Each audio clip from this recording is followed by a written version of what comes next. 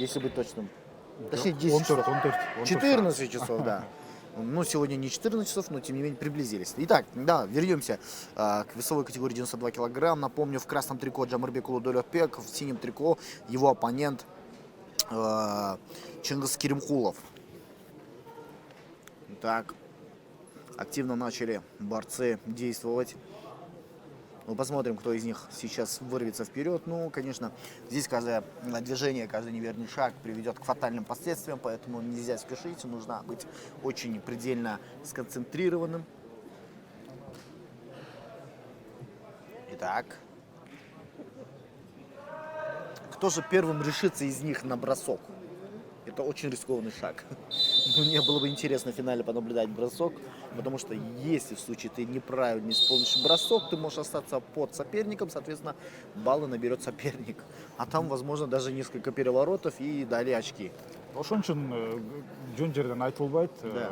Финалга караганда жарым финал, чейрек финалдар кызыктуураак болот. Да. Бул жерде результат биринчи орунда турат, жыйынтык. Ошондуктан Никто не хочет рисковать. ооба биринчи кезекте коргонууга басым жасайт. Тобокелдикке эч ким барбайт, анткени жеңиштин куну өтө жогору. Биринчи баскычта утулуп калган менен финалда утулгандын эмоциясы албетте эки башка болот, кайгысы да эки башка болот. Да, самые обидные места — это 2-е и 4-е место в спорте. Да, призывают к активности борцов, в частности, борца в синем трико Чингиза Керимхулова. Да, именно он получил предупреждение. Так.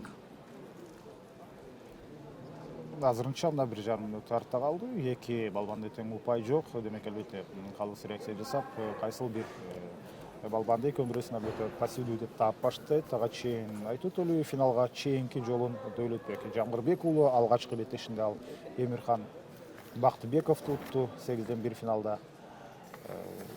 Андан кийин демек анын линиясында Дастанбек Бердикулов, Мухаммед Али Өмүрзаковдор бар болчу.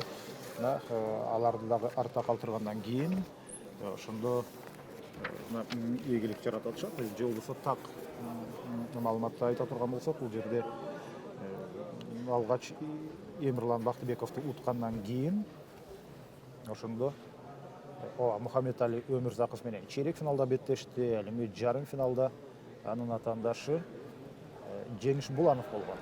Жеңиш Булановду дагы артта калтырган. Азыр болсо мына атаандашты аянттын сыртына чыгарып, эсептеп теңеп койду. Бул жакта дал ушул Чингис Керимхулов ага чейин аны пассивдүү деп эсептеп, Дөөлөтбек Жамгырбек уулуна 1 упай ыйгарылган болчу. Ошол эле мезгилде биз эми Чингис Керимхуловду айта турган болсок, Чингис Керимхулов Дөөлөтбек Жамгырбек уулуна караганда бир беттеш көбүрөөк өткөрдү. Себеби ал 16-дан 1 финалдан баштады. Бул 92 килограмм салмак категорияда. Ошондо жалпысынан 24 балбан бар эле. 24 балбандын ичинен алгач Чингис Керимхулов ошондо Нурсултан Кемелбек уулуна каршы таймашты, Кант шаарынын балбаны менен. Андан кийин 8-1 финалда Чингис Болотбек уулу менен жана чейрек финалда болсо Магомед Булунов менен жарым финалда болсо жарым финалда ошондо ал Бабур Мамиров менен беттешкен. Азыр экинчи 3 мүнөттүк орун алып атат.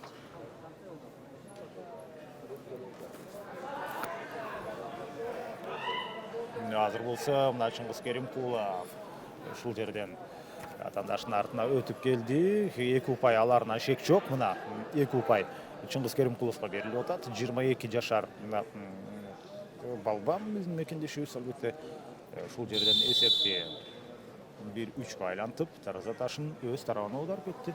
Да, 3-1 пока что. Чингис Керимхулов неплохо наверстал, в принципе, но тем не менее нужно понимать, что это финальный поединок. Здесь еще полно времени.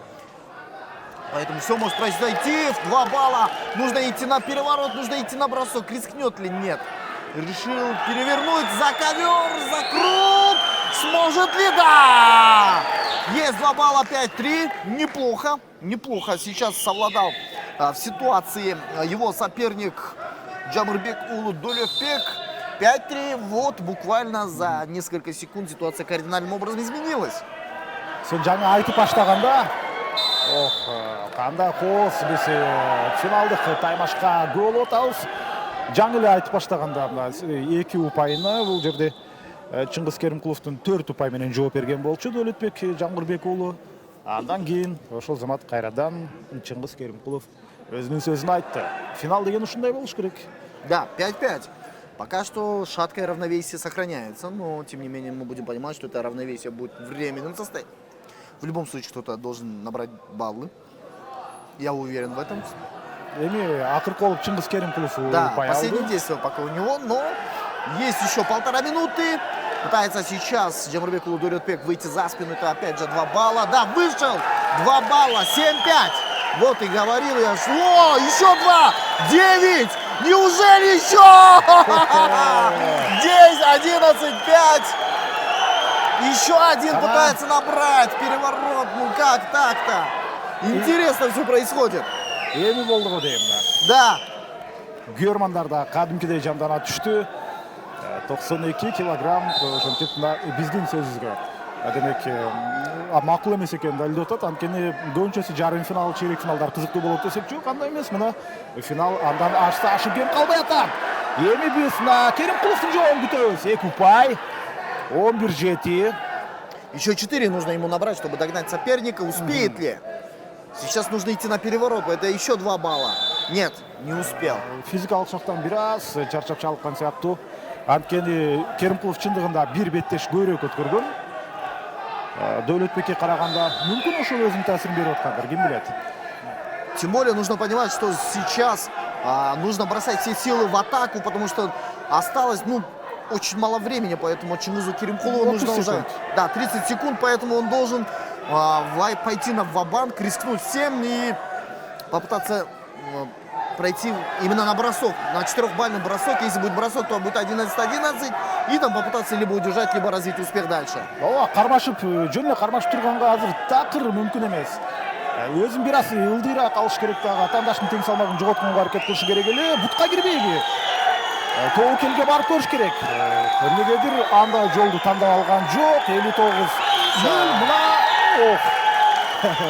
1 секунд кечикти, 2 секунд кечикти. Жана 92 килограммдын салмактагы алтын байгенин ээси Джамырбек Улу Дулепбек. Чыңгыз Керимкулов проигрывает. Официально номер 1 в Кыргызстане Джамырбек Улу Дулепбек. Весовой категории 92 килограмма.